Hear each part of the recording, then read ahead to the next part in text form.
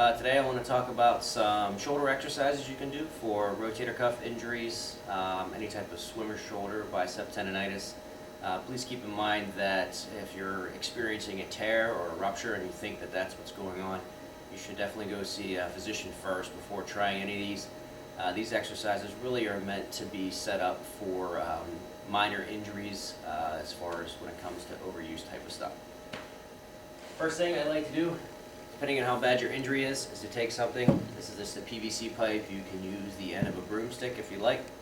If you're having a right shoulder problem, I would suggest starting out with palm forward, palm to the side, using your opposite arm to move it into abduction for range of motion, moving it into flexion for range of motion, and then before you go to external, switch the hands, extension, moving that into an extension, and then lastly, if things are okay, palm up, palm down, underneath here, using the other hand here to try to get some external rotation in the shoulder.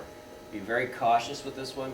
If you push too far, you can create a dislocation in the front. So if you have a chronically dislocating shoulder, I would recommend not doing this one. But if you're just in general tight, this can get some range of motion in here. Just go to the point of pain and back off a smidge. So don't try to push this one as far as you can. If you're not having bad shoulder problems and you just want some general range of motion stuff, you're going to go a little bit farther than shoulders width apart, going back and forward. And then you can also go one at a time, coming with the other one, and then reverse it. When to do these, I would recommend grabbing these before you go through any type of swimming routine, any type of strength and conditioning routine. And if you're a CrossFitter, these should be quite common to you. Moving from mobility and range of motion, you want to move into a band assisted. If you don't have a band, you can do what we're going to show here with a 1 to 3 pound weight.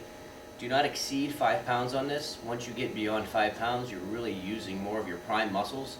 The goal of this is to use your rotator cuff muscles, which are more stability muscles, so they need lighter weight, very specific motions, and our goal there is to create fatigue-resistant stabilizing muscles.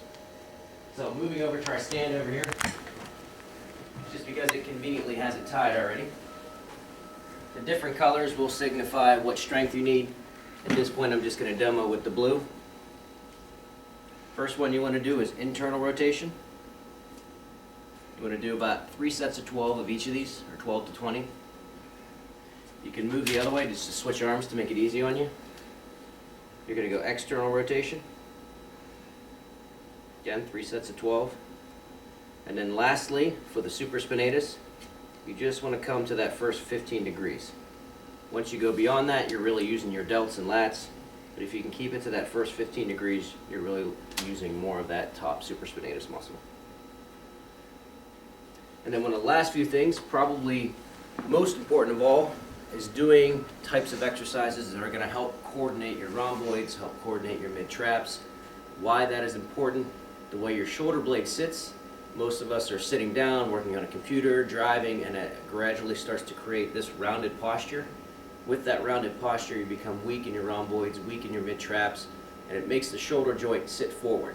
So when the shoulder joint is sitting forward, it's more difficult to get your ranges, versus if your shoulders are backing down, it's much easier for that joint to rotate and move the way it's supposed to in that socket.